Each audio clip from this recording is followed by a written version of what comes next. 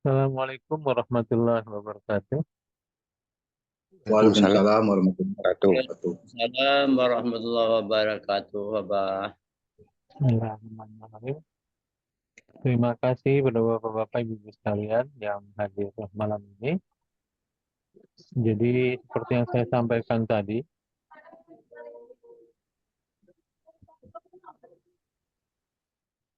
bahwasannya malam ini kita akan mempelajari tentang perjalanan atau tahapan perjalanan dalam mempelajari dan mendalami ilmu Ma'rifatullah. Jadi kita kalau mau belajar atau mendalami ilmu Ma'rifatullah pasti ada melalui jalan. Jalan ini bukan kita rencanakan atau bukan kita buat-buat, tetapi Allah Subhanahu wa taala sendiri yang memperjalankan kita.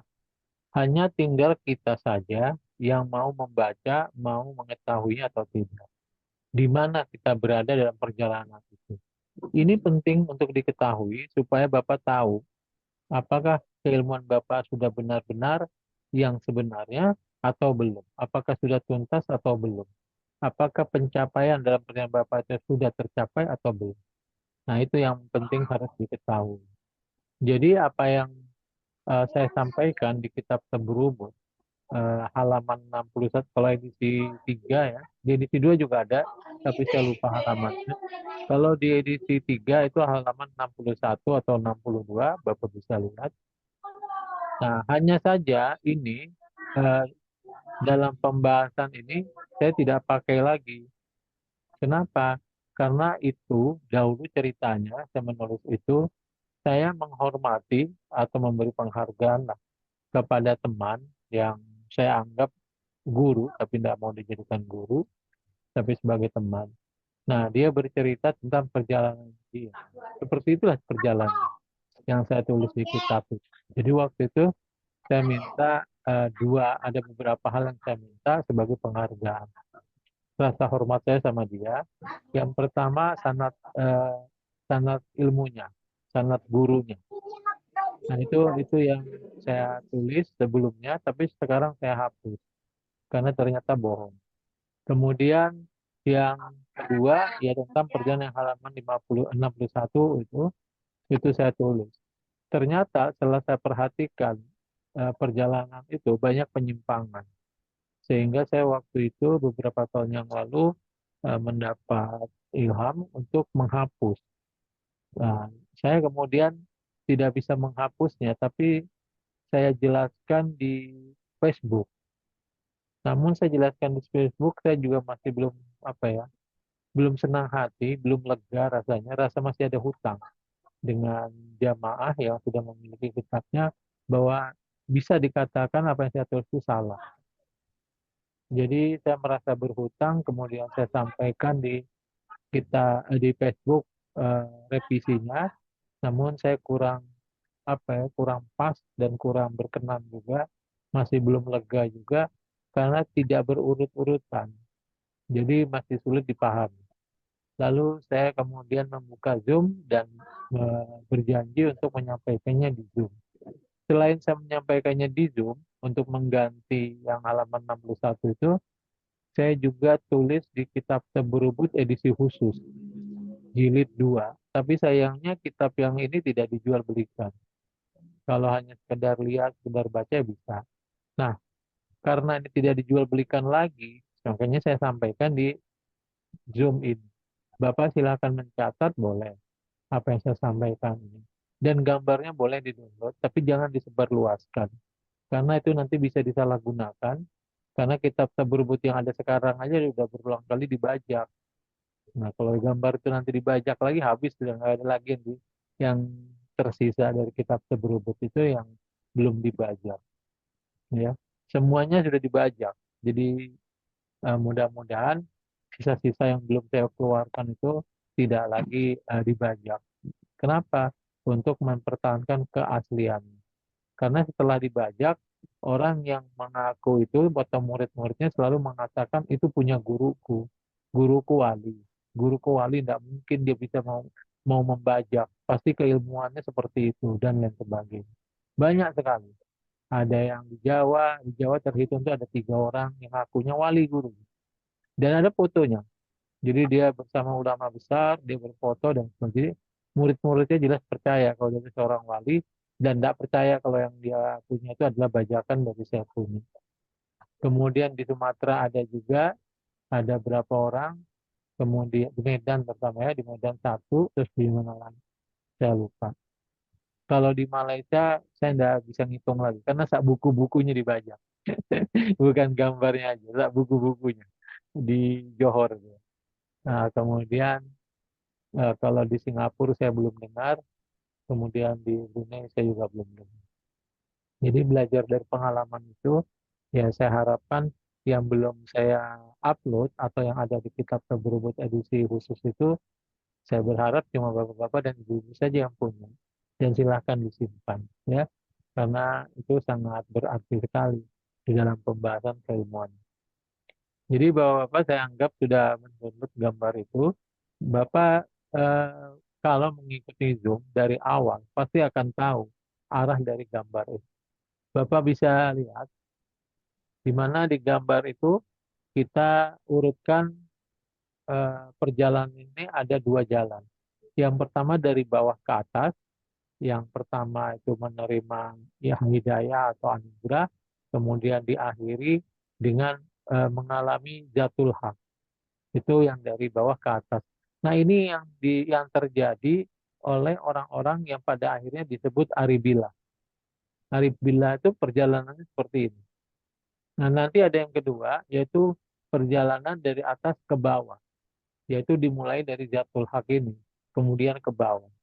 Itu minggu depan nanti kita sampaikan. Nah, mudah-mudahan di malam ini kita bahas yang pertama dulu, di mana ada 1, 2, 3, 4, 5, 6, 7, 8, 9 perjalanan. Ini mungkin bisa lebih, tapi karena ini saya buat eh, rangkumannya, saya jadikan 9 jalan. Yang betul-betul berbeda dengan apa yang saya tulis di halaman 61 itu. Jadi betul-betul berbeda. Kalaupun ada persamaan mungkin sedikit saja. Nah, ini yang pertama Bapak Ibu harus ketahui, apabila Bapak Ibu benar-benar menerima hidayah atau anugerah untuk mengenal Allah, maka Bapak pasti akan mengalami apa yang tertulis di gambar ini. Yang pertama, yaitu menerima hidayah untuk mengenal Allah. Nah, ini Bapak bisa baca di bagian-bagian awal di kitab Tebrubut edisi 3 tentang apa yang perlu diketahui ketika sebelum belajar marifat. Di situ ada hidayah apa saja. Jadi banyak sekali hidayahnya. Ada yang hidayah karena ayat-ayat dalam Al-Quran yang memerlukan penjelasan lebih mendalam. Kemudian ada juga karena melihat eh, kejadian alam, sehingga menimbulkan pertanyaan yang perlu penjelasan, yang sulit dijawab dengan ilmu agama ataupun dari sains dan teknologi. Nah itu. Kemudian ada juga dari eh, peristiwa yang kita alami sendiri, misalnya peristiwa kerohanian atau kegaiban, kita misalnya bisa melihat sesuatu yang gaib atau melihat sesuatu yang gaib dan lain sebagainya. Nah, itu bisa menjadi hidayah supaya kita mengenal Allah Subhanahu wa taala. Nah, dari sini poin pertama ini, saya yakin Bapak yang belajar malam ini, yang ada malam ini, pasti sudah mengalami eh, menerima hidayah. Kalau Bapak merasakan apa bedanya hidayah dengan yang tidak menerima ilmu ini dengan yang menerima, ada perbedaan. Tapi sebelumnya saya ingin sampaikan hidayah itu ada dua. Hidayah atau petunjuk Allah yang kita terima dan hidayah Allah yang tidak kita terima. Jadi sebenarnya kita ini setiap hari mendapat hidayah, tapi kita tidak terima. Tapi ada yang kita mendapat hidayah kita terima. Itu tanpa kita sadari. Jadi hidayah Allah itu setiap saat selalu ada. Nah, khusus untuk menerima hidayah, untuk mengenal Allah Subhanahu wa taala, itu memang ada secara khusus. Jadi misalnya ketika Bapak mengalami atau menerima hidayah itu, Bapak akan mengalami semacam rindu rindu kepada Allah atau minimal Bapak merasa penasaran, merasa haus akan ilmu. Itu yang Bapak rasakan. Haus akan ilmu, ingin belajar ilmu ketuhanan, ingin belajar ilmu marifat, ingin belajar tentang Tuhan itu bagaimana sih, apa sih. Nah itu biasanya kalau yang benar-benar mendapat hidayah untuk mengenal Allah Subhanahu wa Ta'ala. Ada rasa tarikan yang kuat kita untuk mengetahui Tuhan kita sendiri. Rasanya itu tidak bisa ditahan. Rindu ada, penasaran ada. Nah, sehingga kita mencari ke sana kemari. Nah, itu yang namanya hidayah. Jadi berbeda dengan hidayah yang biasa. Kalau hidayah yang biasa, jadi dia tidak ada tarikan. Ya, biasa saja. Paling kalau dia dapat hidayah, misalnya saya contoh seperti teman saya, dia biasa tiap hari itu dengar pengajian di masjid. Karena dia punya tempat kerja itu dekat dengan masjid. Orangnya preman. Nah, tidak pernah yang namanya sholat apa segala macam, tidak pernah. Tiap hari dengar pengajian di masjid. Dari mulai siang, zuhur, sampai maghrib. Akhirnya dia mendapat hidayah. Nah, yang dia lakukan adalah ke masjid. Nah, itu dia, ke masjid. Kemudian dia di masjid ketemu dengan ustadz, akhirnya dia bertanya. Sampai akhirnya dia kemudian rajin sholat lima waktu dan pensiun jadi preman. Nah, itu hidayah yang lain. Berbeda dengan hidayah kalau ingin mengenal Allah. Dia susah payah mencari guru. Dia susah payah mencari keilmuan. Saya yakin sampai di sini bapak-bapak pasti sudah pernah merasakannya. Benar nggak? Iya, benar kan? Benar, benar, benar.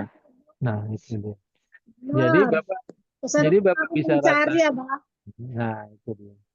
Rasa Jadi penasaran bah yang kuat. masih penasaran. Ya, seperti itu rasanya. Kita datang ke kiai ini, walaupun kiai mengeluarkan 1000 dalil, tidak akan memuaskan kalau bukan ilmu marifat yang dikeluarkan. Tidak akan. Kita pergi ke kiai begitu juga. Tidak akan terpuaskan, tidak akan terjawab. Kecuali kita menemukan ilmu marifat. Nah itu yang pertama Bapak Ibu rasakan. Nah kalau Bapak sudah Ibu merasakan itu, berarti Bapak Ibu ada di nomor satu. Ya. Kemudian yang nomor dua. Yang nomor dua yaitu mencari dan menemukan guru dan keilmuannya. Nah ini. Jadi mencari guru dengan susah payah. Ya, mencari guru dengan susah payah ke kiai ini, ke ustadz ini, nggak ketemu-ketemu. Ada ketemu guru, ilmunya tidak sesuai. Banyak kan di antara bapak-bapak dan ibu-ibu sudah berguru, ternyata belakangan tidak sesuai dengan hati, tidak sesuai dengan kemauan jiwa bapak, akhirnya keluar. Nah, pasti pernah merasakan itu, benar nggak? Betul bah. Betul. Benar. Betul lah, Pak. Betul, betul, betul. Betul. Nah, seperti itu. Nah, ini poin yang kedua ini memerlukan waktu, ya tergantung dari nasib baik Bapak. Kalau misalnya Allah redho, dalam waktu singkat Bapak bisa ketemu. Kalau kalau Allah belum redho, biasanya lama sekali.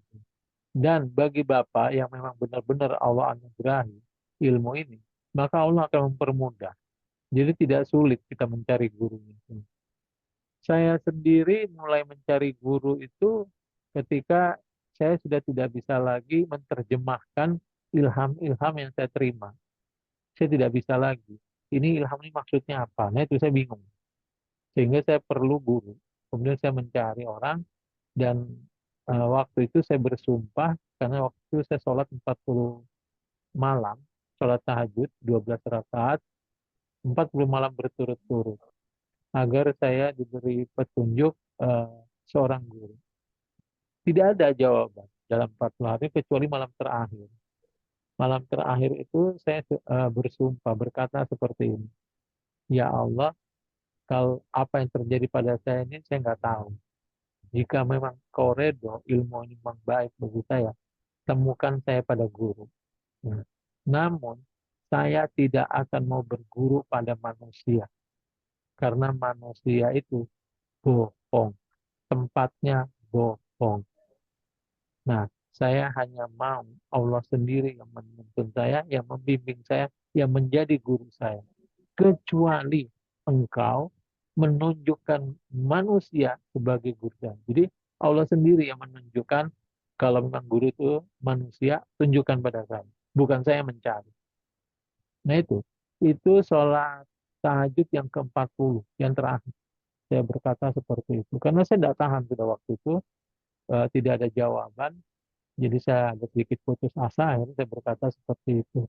Langsung tiba-tiba saya tertidur dan saya bermimpi. Saya bermimpi itu pingsan karena saya mencari seseorang.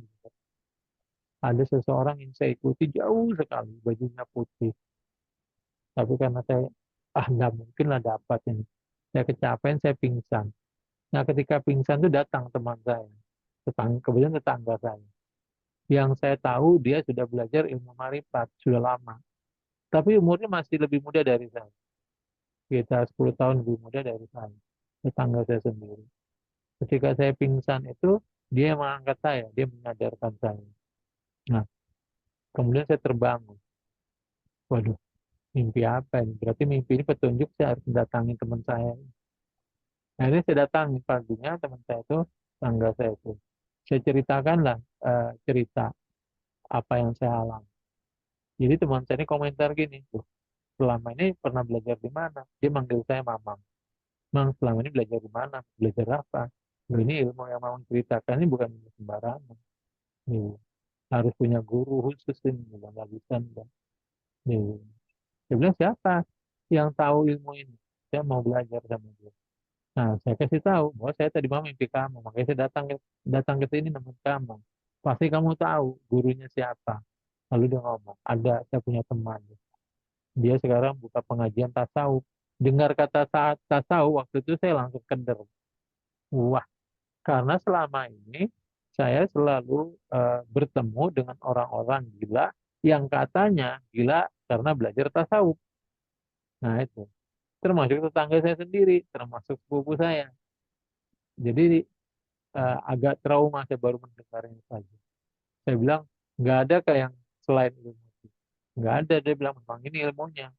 Coba kamu temuin aja dulu. Akhirnya saya dikasih peta. Biasanya kamu ini petanya ya. Rumahnya dia di sini, saya nggak tahu alamatnya. Kasihlah peta sama dia. Nah, ketika dikasih peta itu, ternyata rumahnya jauh. Sekitar 3 kilometer dari rumah saya dan di pelosok. Nggak pernah saya ke situ. Saya suka jalan, tapi belum pernah ke daerah situ. Saya datang. Dalam perjalanan itu saya mikir, kira-kira kayak apa cara membuktikan kalau orang ini yang dimaksud di dalam mimpi saya, orang yang saya cari. Akhirnya saya dapat ilham dalam perjalanan itu, ceritakanlah sebagian cerita yang kamu alami. Kalau dia benar orang, maka dia akan menceritakan sebagiannya lagi. Nah, seperti itu. Akhirnya saya bertemu, dan benar. Ketemu, saya berhadapan, saya ceritakanlah peristiwa yang saya alami, separuh saja. Separuh. Saya juga tidak tahu cerita yang saya alami ini maknanya apa, saya nggak tahu. Nah, ketika saya cerita sama dia, kemudian dia menjawab, sebenarnya Pak Kurnia ini mengalami perjalanan surat Al-Fatihah. Nah, saya baru tahu dia ngomong gitu. Dan ini ada lanjutannya, dia bilang. Pak Kurnia baru cerita separohnya aja. Tahu dia cerita baru separoh. Jadi saya dengarin. Kalau gitu separohnya apa? Nah, lalu dia cerita. Dan ternyata semua yang dia ceritakan lanjutnya sama dengan apa yang saya alami. Berarti benar ini. Dia bisa jadi guru. Nah, sejak itu saya kemudian menyatakan mau belajar dengan dia. Tapi dia tidak mau dipanggil guru, hanya mau sebagai teman saja. Karena usianya juga masih muda, sekitar 10 tahun lebih muda dari saya. Saya terheran-heran waktu itu, bagaimana bisa dia dapat ilmu ini ke umurnya segitu. Seumuran dengan tangga saya. Akhirnya saya belajar dengan dia. Ternyata apa yang dia sampaikan itu sudah saya ketahui. Nah, itu jadi masalah kan. Ternyata setiap kali beliau itu menyampaikan, loh ini sudah saya dapat, sudah tahu saya. Nah, seperti itu. Cuma memang saya belum bisa menyusunnya. Karena masih bingung kan saya waktu itu. Baca Al-Quran tidak pernah, baca hadis tidak pernah. Jadi nggak tahu cara nyusunnya gimana. Nah, dari dia itulah kemudian akhirnya saya mencari bahwa ini sama ilmunya. Saya carilah Al-Quran dan hadisnya. Ternyata ada semua. Nah, di situ awal saya bertemu dengan guru yang Allah redhoi berdasarkan perjalanan saya itu. namun dia tidak mau diangkat saya jadikan guru, ya. Nah, nggak mau. Teman saya juga begitu, tetangga saya nggak mau. Justru mereka malah yang belajar sama saya sekarang. Jadi itu perjalanan saya mencari guru. Jadi sebenarnya dalam perjalanan saya mencari guru itu tidak ada kesulitan, tidak ada kesusahan seperti orang-orang. Semuanya dimudahkan. Saya belajar kurang lebih 1 tahun 6 bulan, kurang lebih 1 tahun setengah gitu ya. Namun keilmuannya semuanya itu sama dengan apa yang saya alami, sama semua. Jadi saya tidak begitu heran. Kemudian ada beberapa yang perlu saya sempurnakan. Misalnya tentang pemahaman Jabariyah. Pemahaman Jabariyah, Wahdatul Wujud, Wahdatul Sufut. Nah itu ternyata dia itu tidak menyampaikan hal itu. Satu hal yang tabu menyampaikan pemahaman Jabariyah. Nah, saya kemudian memberanikan diri dan pertama kali mungkin di antara sekian ribu muridnya yang menyatakan bahwa keilmuan saya itu adalah berpaham Jabariyah. Nah, dia menolak, pokoknya ilmu yang dari dia bukan berpaham Jabariyah. Nah, jadi saya bisa membayangkan bagaimana konsep ketuhanan ilmu ini kalau kita betul tidak melalui hidayah dari Allah, hancur. Apa yang kita dapat bisa hancur karena pengaruh guru, apa yang kita dapatkan dari guru belum tentu lagi kita bisa terima, dan seterusnya. Namun saya waktu itu berprasangka baik, sehingga apapun yang ada dari guru saya itu saya terima, walaupun saya sudah tahu ilmu. Saya panggil guru tidak mau, kita bersahabat, saya teman. Nah ternyata saya dalam perjalanan itu disuruh berhenti. Jadi saya berhenti belajar itu ya karena ilham juga. Saya berhenti dan berjalan lagi. Ternyata memang apa yang saya dapatkan dari teman saya ini masih belum sempurna. Karena ada beberapa perjalanan yang dia tidak tahu atau dia tidak mengalami. Sehingga dia tidak ada ilmunya dan tidak bisa memberikan jawabannya. Sehingga berjalan lagi sampai akhirnya saya berjalan sendiri untuk menguraikan apa yang saya alami. Nah ini yang nomor 2. Bapak bisa merasakan apakah Bapak sudah menemukan guru dan sudah menemukan ilmunya yang sesuai dengan jiwa Bapak. Bapak bisa jawab sekarang, hari ini, malam ini. Sudah atau belum. Ya kan? Nah kemudian, Sudah, Abah, sudah, Abah. Abah, itu orangnya. alhamdulillah kalau sudah ketemu. Ya kan? Itu yang mana Pak Saupi ya? Pak Saupi. Udah, Pak. Sama Abah. Oke Saya ya. juga ya, Pak.